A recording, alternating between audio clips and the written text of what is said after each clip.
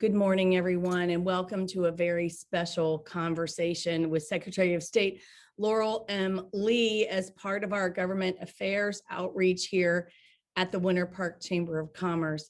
Our mission at the Chamber of Commerce is to convene people and ideas for both the benefit of our businesses and our community. And your attendance here today is an expression of that mission, and we're grateful for that. We want to welcome all of you, and you are in for a treat because we are fortunate to have such a senior state leader with us this morning, helping us go through some of the highlights of the legislative session.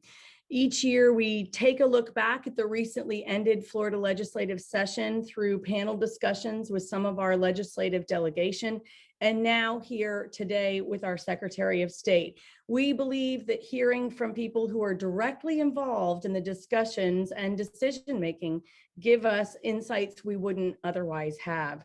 Today, we're able to present this to you through the generosity of HR Law, and I'm really grateful to our dear friend Derek Cox, who's going to share a message with us briefly. HR Law is one of the leading authorities on workers' compensation law in Florida, and we want to welcome Derek Cox, a shareholder in HR Law's Winter Park office, who's a father of 3 Winter Park High School alumni.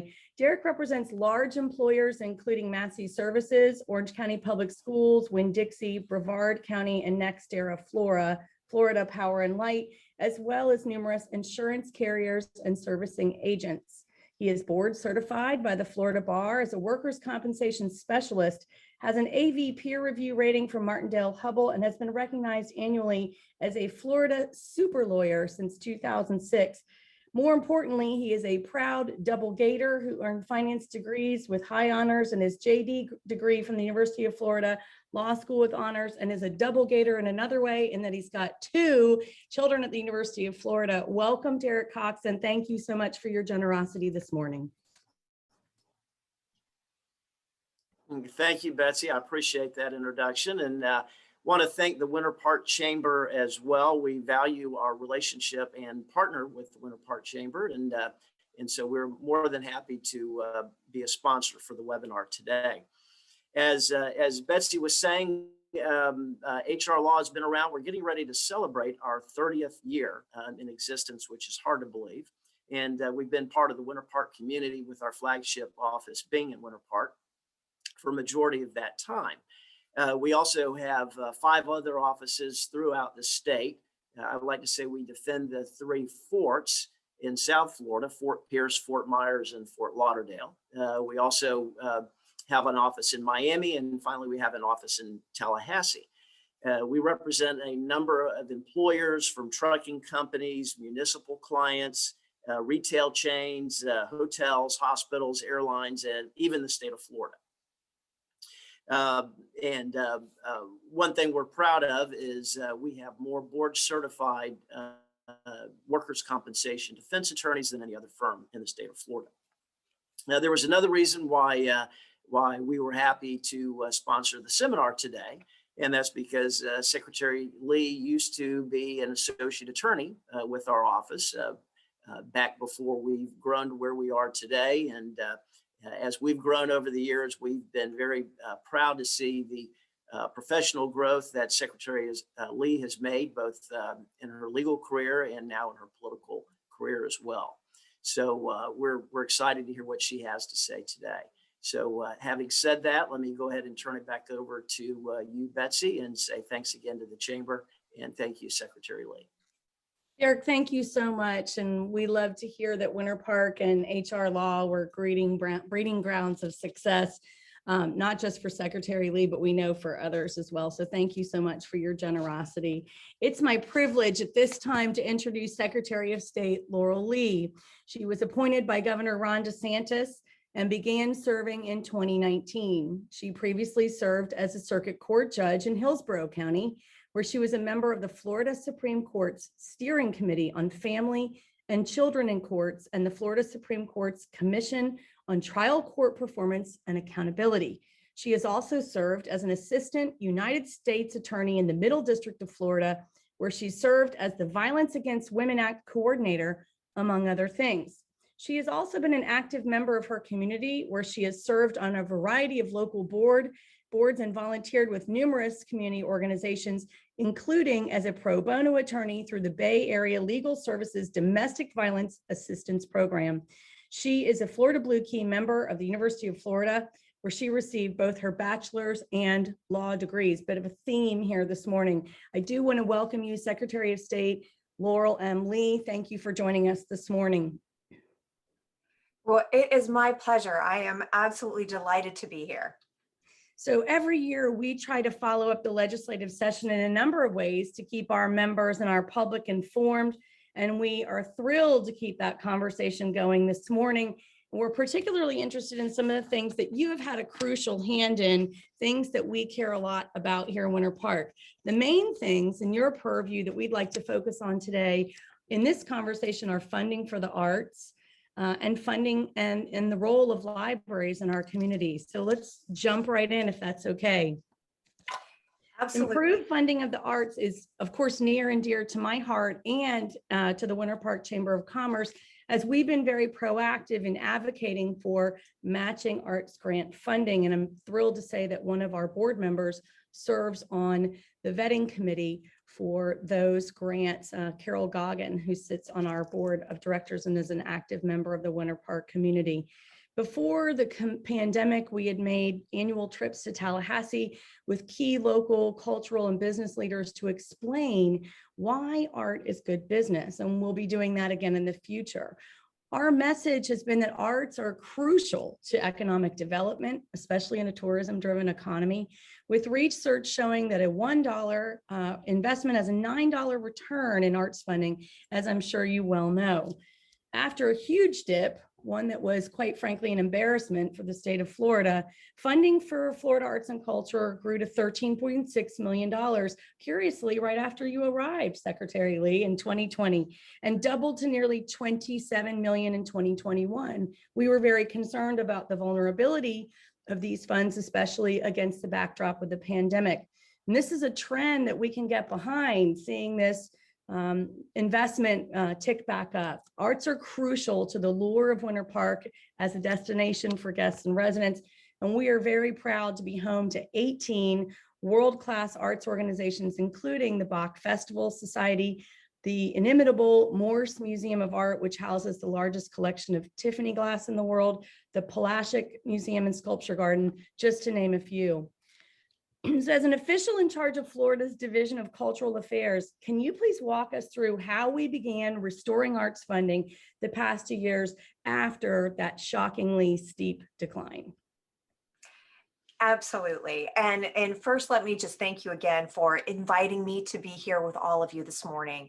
It is just a wonderful opportunity for me to get to reach out and have an opportunity to talk with many of our local leaders and also some of our most passionate arts and culture and library advocates.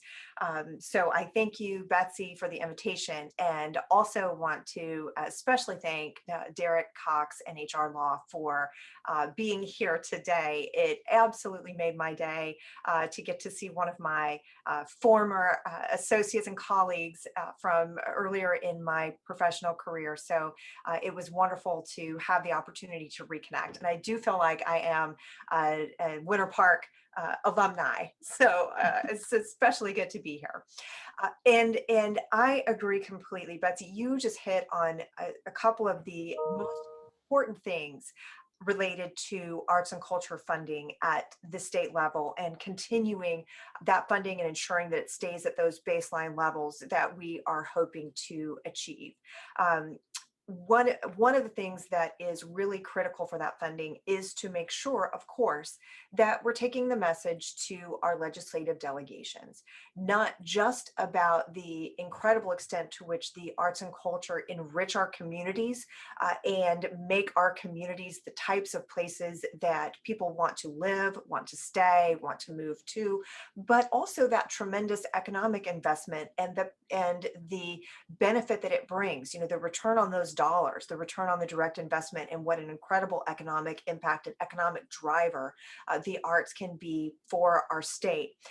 This is and has been a tremendous priority for us at the state level to ensure that we continue to receive the maximum amount of funding possible that we can go on and pass on to the communities throughout our state.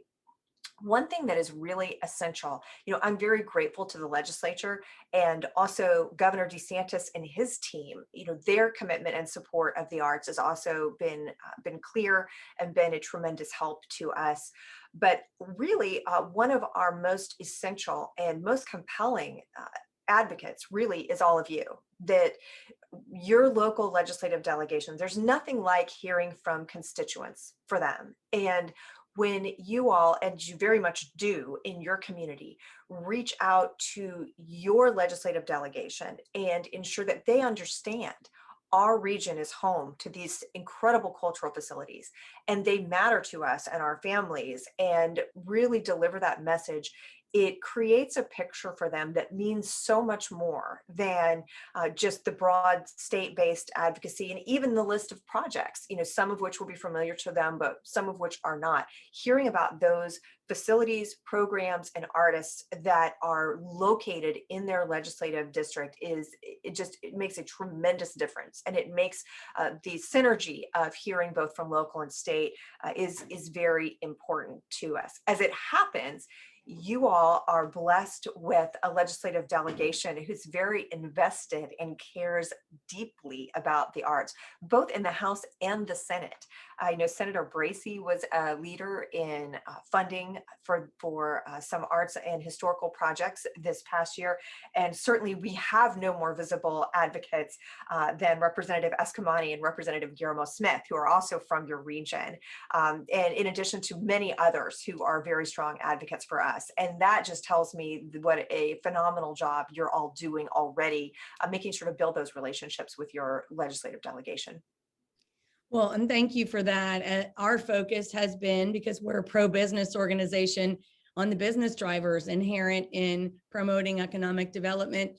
And one of the things that we reminded our legislative delegation, as I presented to them before they went up in the late fall last year, was that these arts organizations are themselves small businesses that have received the same kind of pressures and threats as all small businesses did last year. And so I'm really proud that the legislature, and certainly with the help of the governor in your office, that we've actually grown that pot back up to, well, about a third of where it used to be, but we're making really good progress. I like seeing that trend line move the way it is.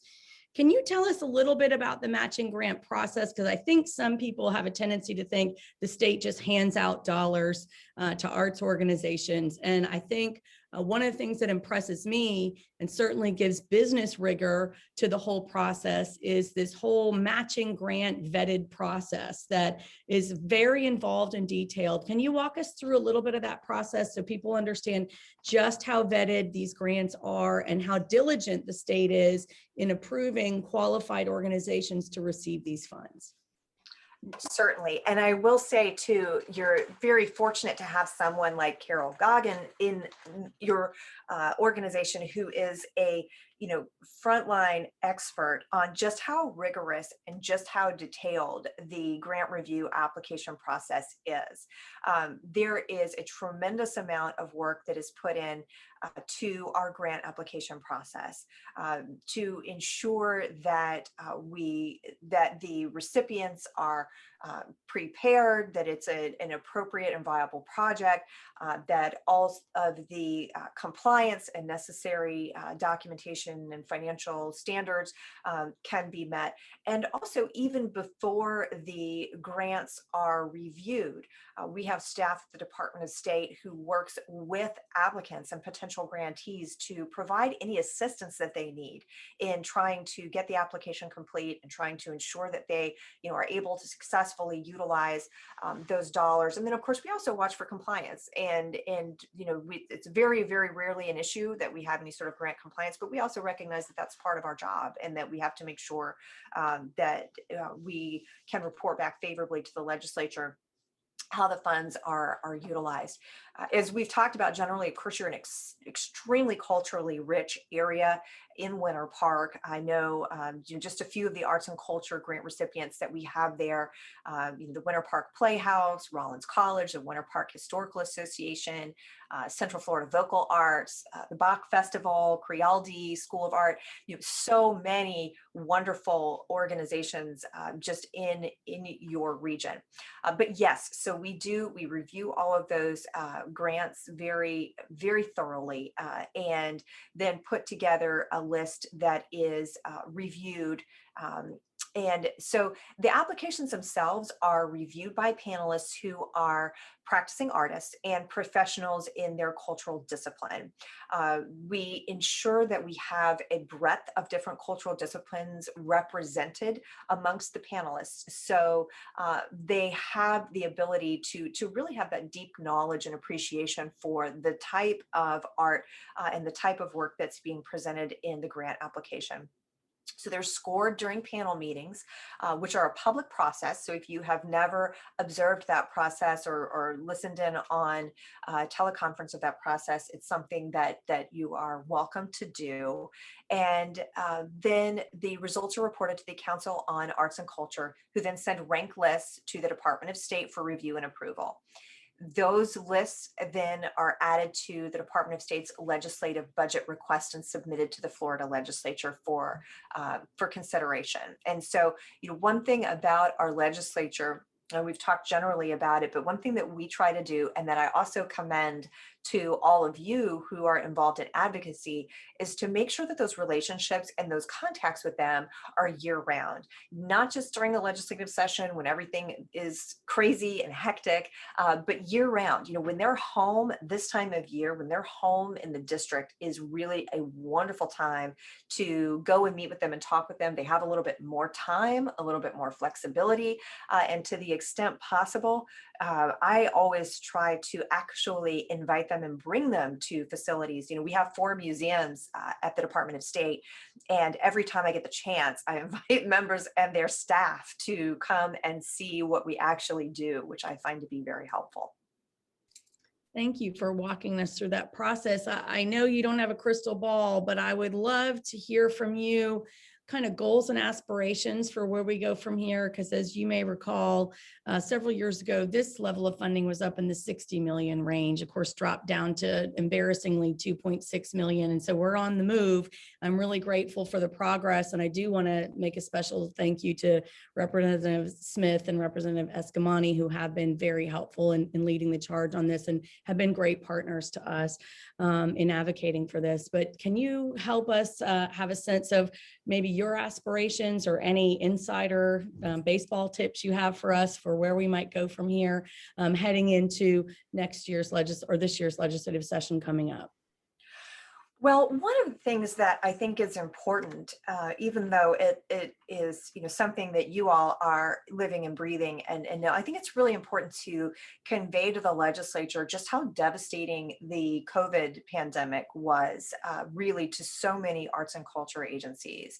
When stages were dark and doors were closed, that a lot of the revenue was just lost, and that of all times, this is a really essential moment to help fund and support and bring back some of our agencies who have been very hurt. That ties in very well to the economic message, the return on investment, because of course many other parts of our communities were also severely damaged during the pandemic. And so being able to communicate, this doesn't just bring back this cultural vibrancy and richness and quality of life enhancing piece of the arts, it also is going to help build back our small businesses, our restaurants that may be struggling, our small businesses on our main streets that are going to get business and increased pedestrian traffic and everything that comes along with a vibrant arts community. So our plan at the Department of State is to very much focus on how arts and culture funding is more important than ever right now, and that it will not only benefit us to to make sure that this sector survives, it will also ensure the vibrancy and growth and renewal for the other small businesses in our communities that really could benefit from that type of support. So we are really focusing on that economic message at this point, really focusing on the economic message and trying to do the very thing that I just recommended to all of you, to be reaching these members and talking to these members about the importance of this funding, even before they're back in Tallahassee. Of course, we will be with them once they're here, and I'm sure, I'm hopeful that this session will look much more like sessions in the past when we were able to bring up those delegations from around the state, able to have Arts and Culture Day in the Capitol and all of those things that really highlight the good work that you're doing. We look forward to that too. And I know it's a little premature, but is there a number that people have started crunching on as a target number for this allocation for this session, or is it too early to start talking about that? It's a bit too early for that this year. And one of the things that is a challenge, I know this past session, one of the things that was a challenge was that the overall economic forecast and what the members were working with was unclear at the beginning of the session. You know, at the beginning of the session, it was anticipated that times were going to be very dire and that there might not be very much general revenue to be working with for this particular budget year. And then, you know, I think as a consequence of an influx of federal relief funds and other things, it ended up being, I think, a much better year than was originally feared. But we, of course, wait and see those economic forecasts and what the legislature is anticipating for the beginning of the year. So we do not yet have a specific number that we're working toward. We just know we'd like to build from where we were this year, which was a good place. We hope to continue to build upon that.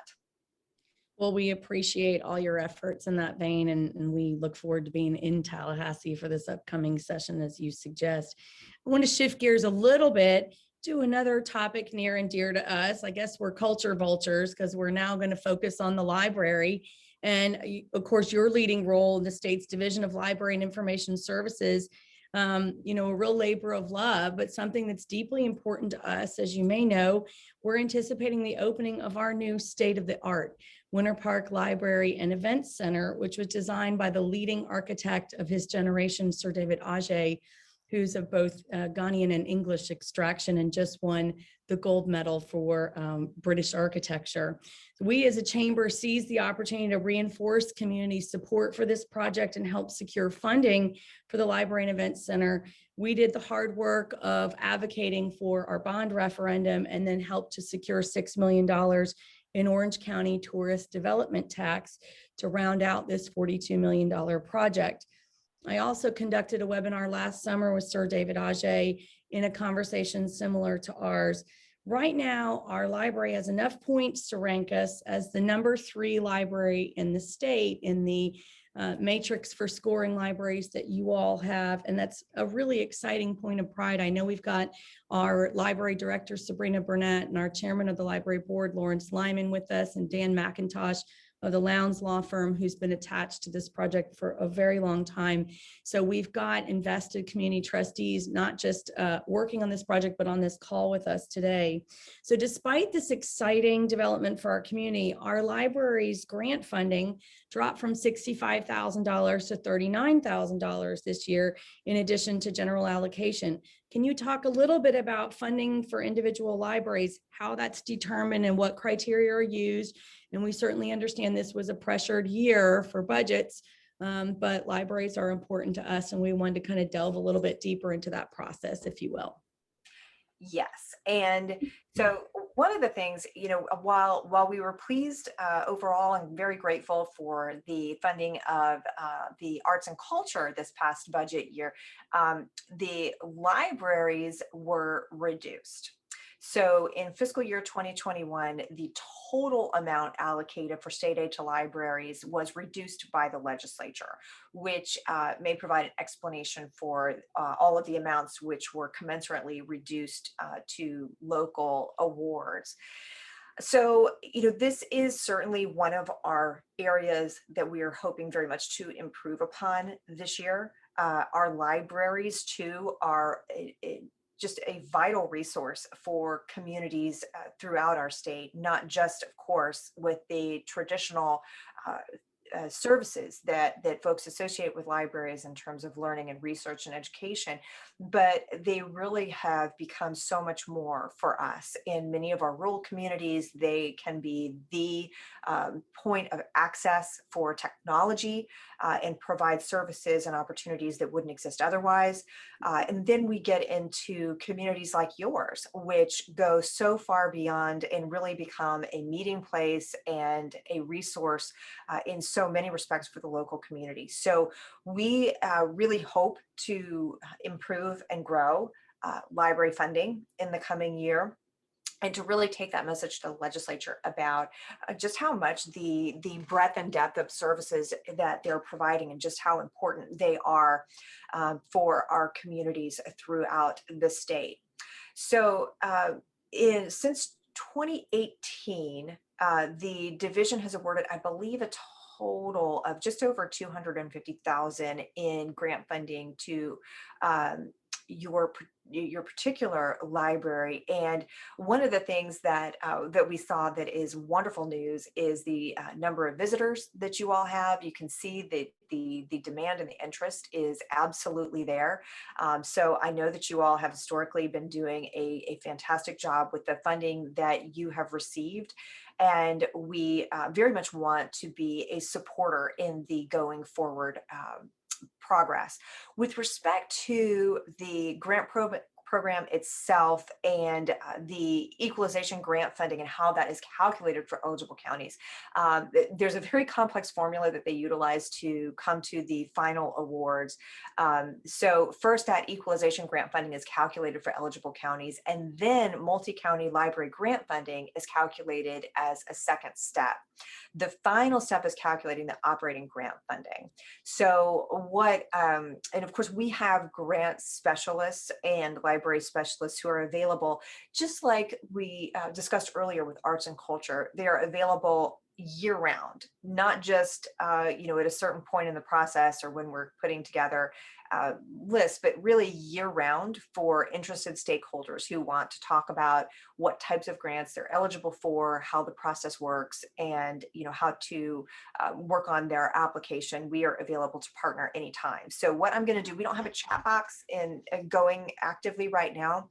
So what I am happy to do for any of you who are interested in delving deeper on the library grant process, I will send out information. I think Tiffany has the ability to message you all after this meeting with some contacts for our library staff and grant managers, so that you're welcome to reach them and set up a follow-up meeting or discussion or conversation with them about your specific grant status.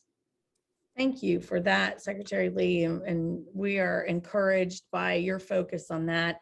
When we met with Sir David Ajay last year virtually, we talked about the democratizing influences that libraries can have on citizens and communities themselves. And we love the new technology that's getting baked into our new library. And we love it as a place of education and gathering. We'd like to hear your perspective on the importance of a physical library in a time of rapid technological advances that some may believe would make a physical library obsolete. What philosophy do you bring to your role kind of overseeing this division with respect to libraries? Well, I believe it's quite the opposite. First, again, similar to what we see with arts and culture, there's an incredible return on investment for investments in libraries. And what we have seen in the Florida Library Return on Investment Study is that for every $1 spent on libraries in Florida, we see a return of $10.18 into our communities.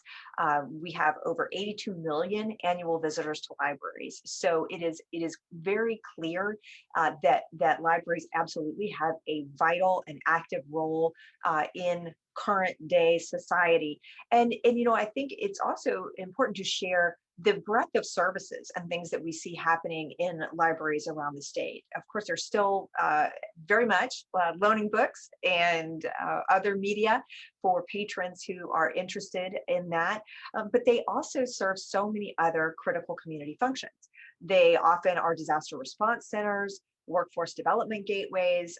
They incubate small businesses and provide resources for our small businesses. Some even operate as art galleries. And as you describe, as your plans in your community, as really an essential community gathering space, they also support us tremendously in the field of elections, which I think we may get to in some more detail later on. But they're just really an essential part of government being able to reach citizens, and can be a great equalizer, a great opportunity to make sure that those resources get into or are accessible and available to every household in the community. And I love to always point out when I have an opportunity that libraries also adapt to meet and express the needs and interests of their community. So, our libraries around the state just have all kinds of different things, which, I understand that yours, in addition to the event center, if I understand correctly, I think you might even be able to you have a bicycle loan program. And I know there are other libraries in the state where you can check out a fishing pole. So, they really come to express the needs and desires of the community where they're housed. So I think, they are just more essential than ever, because they are able to identify and meet the needs of, the citizens and the communities they serve. Well, one of the things that I'm thrilled with is the ability for our workforce to get trained, excuse me, through our library for free. And then also, people can check out bits of technology like Wi-Fi hotspots. They've got a maker space and a Genius Lab where you can create video content. So as we spoke about last summer, really those democratizing forces that can help level the playing field for people who want some business expansion or upward mobility in terms of their career.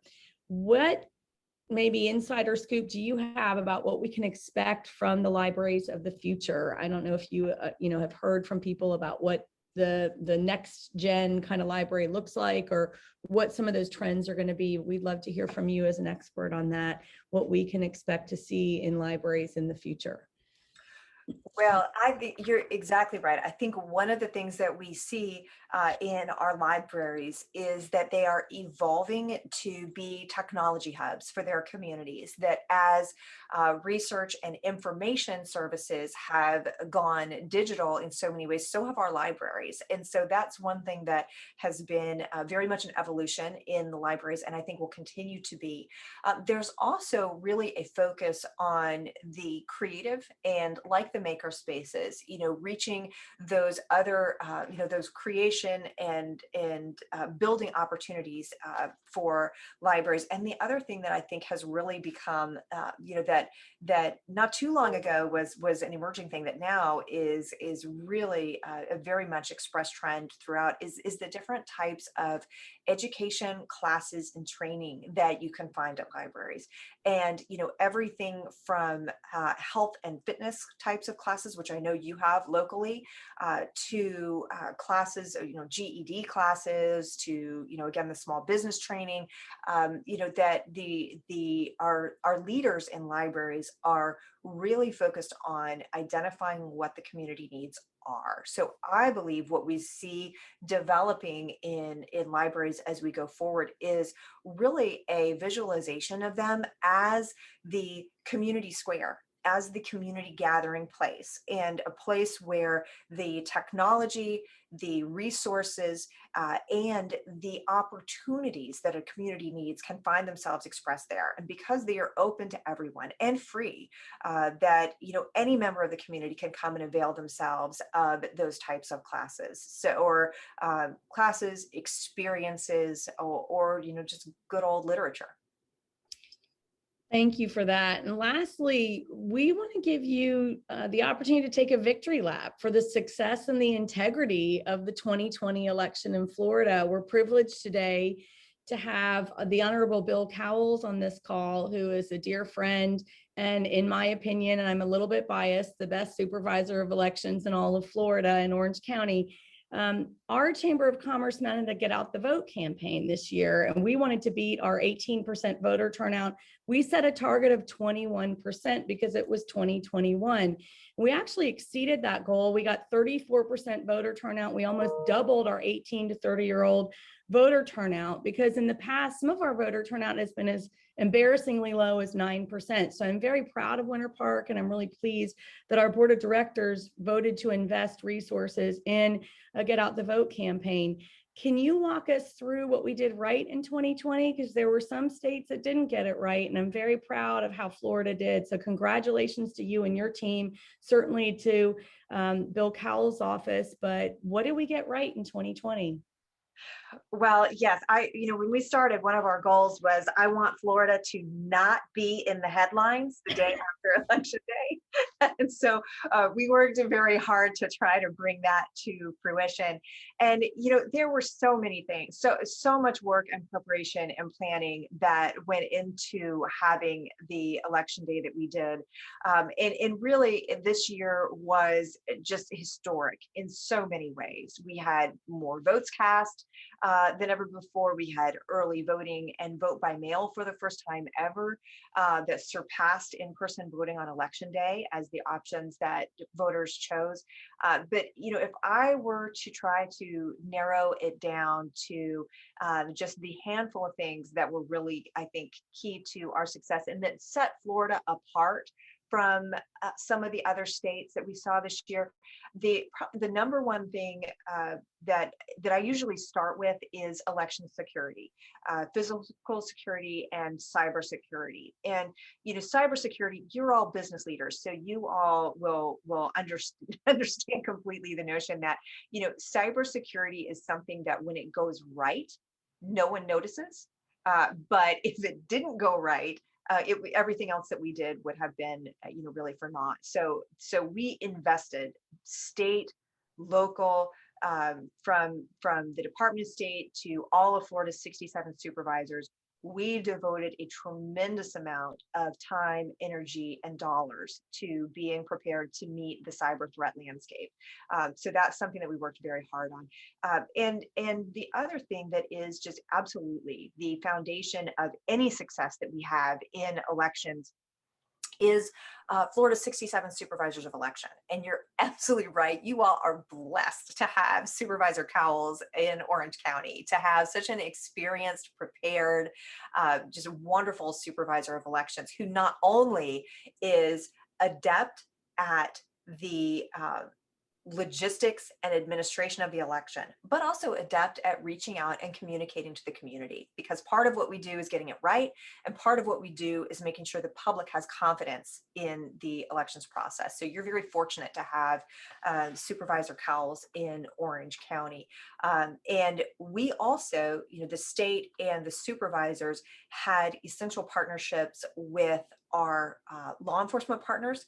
Again, this is something that is a bit more behind the scenes, but an essential part of efficient, accurate, smooth election administration. So we had partnerships with, the FBI, Homeland Security, the Postal Service, all of the people who play a role in making sure that our infrastructure is operating as it should and that everything is happening smoothly. Essentially, so much goes on behind the scenes, with the ultimate objective being that when a voter shows up to cast that ballot, they just have a seamless experience, so that, they should never even have cause to realize everything that goes into that voting experience on election day. Certainly, we had a tremendous challenge this year in, a presidential election is challenge enough.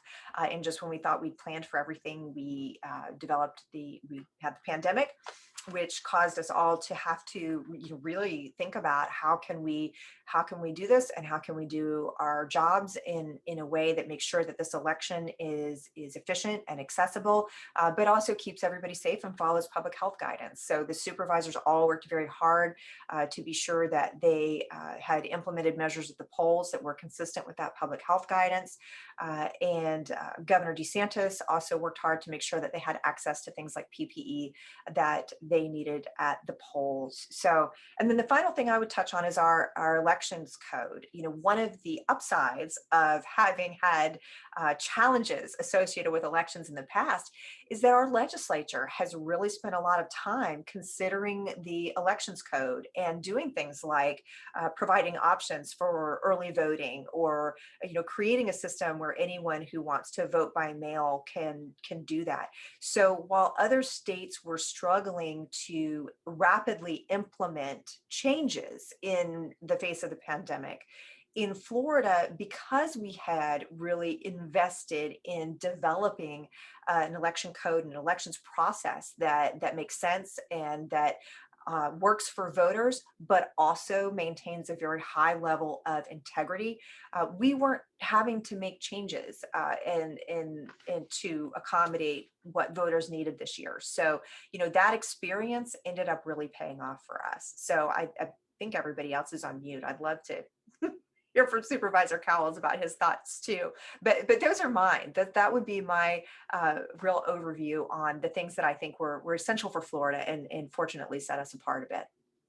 Well, it's clear that there's a lot that goes on behind the scenes to maintain the integrity of that. And I want to make sure that that we appreciate that Florida was not in the headlines and that we did have an election here of which we can be proud and whose integrity was upheld during this most recent cycle. So thank you to you and your team for everything you did, things that we would probably describe as boring but important to make sure they get done so that we have an election process of which we can be proud. And I'm grateful again to Supervisor Cowles for his partnership with your office as well. We are about out of time. I wanted to see if there's any closing thought you'd like to share with our audience. And we're so grateful that your audience is a central housing place for so many things that we care about. We're grateful for your advocacy and the seniority you bring to these items that are so important to us. And we look forward to continuing to collaborate with your office. Is there anything in closing you'd like to share? I would really just like to close by really just sharing what essential partners you are to us. To be on a call this morning that includes Supervisor Cowles and Representative Guillermo Smith and Carol Goggin. I mean, these are people who show up every day and work to make sure that Florida's elections are secure and accessible, that Florida's arts community is getting the support and attention that it needs from our state, that are truly, we couldn't do what we do here without the partnership from all of you back at home and in Tallahassee. So, for me, it is an opportunity, not just to talk to business leaders in Winter Park, but also to connect with our friends, our partners, the people who make what we do possible. So, on behalf of the Department of State, I would just like to express my gratitude to all of you who really have been just all that we could hope for in partnership. Thank you, Secretary Lee. We want to once again thank HR Law for sponsoring this today. And I have a few announcements, as I always do. If you're not currently following us on social media, we invite you to do that, or to log on to winterpark.org to put your email address on our landing page to receive our newsletters where you can get connected to more content like this.